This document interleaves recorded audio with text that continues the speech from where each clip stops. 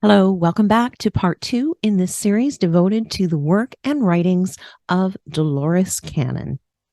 If you're not familiar with Dolores Cannon or would like to learn about her early work, I invite you to pause this video and go watch part one, which I will try to link right here.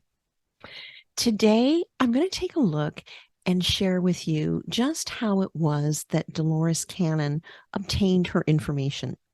You know, one of the things that I always really found so authentic about her was that she always made it really clear that she was not a psychic, she wasn't a medium or a channeler, but she was rather a reporter, a gatherer of information and lost knowledge. So, how did Dolores gather this information? Where did it come from? It was when working with her clients with past life regression hypnosis that Dolores was able to connect with what she would refer to as the subconscious of her clients. This process of deep regression hypnosis is what became the foundation for her technique and method called QHHT, Quantum Healing Hypnosis Technique.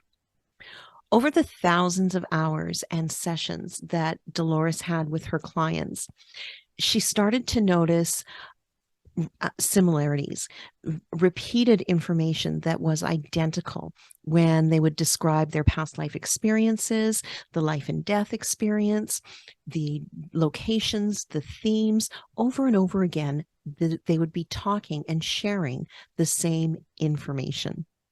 It was one of the things that began to form all of the information in her books and in her conferences and on her radio shows.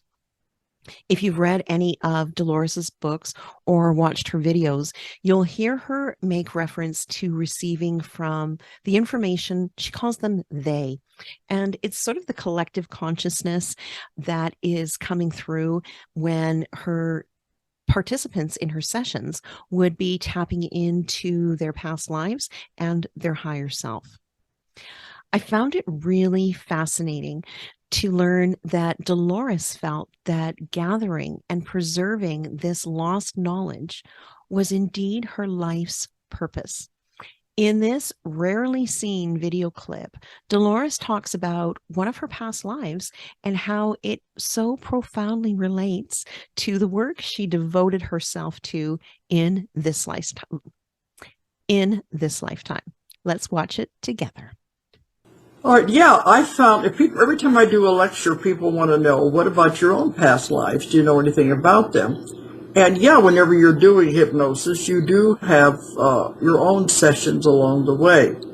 And so I've known about many of mine. I know about 8 of my past lives, but there were 2 that were the most important. But the one that really explains why I'm doing what I'm doing was the one I had when I was at the Library of Alexandria, right before it was destroyed.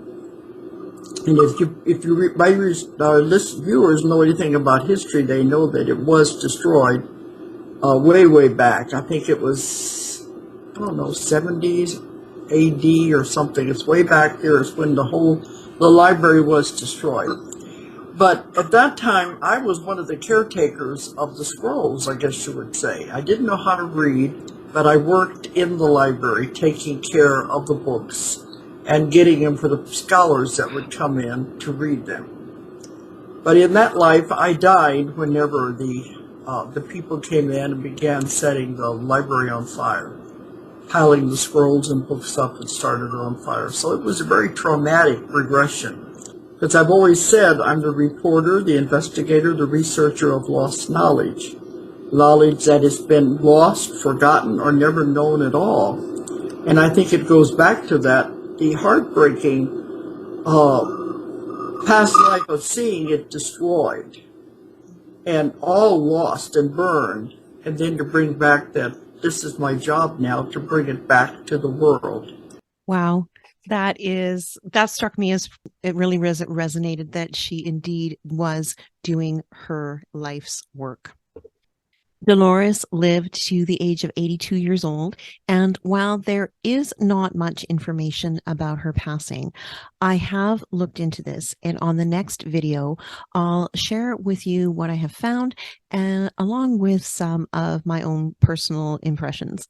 Thanks for watching. I hope you're enjoying this look at Dolores Cannon and her work. Stay tuned for more, hit the subscribe, and I hope to see you in the next one.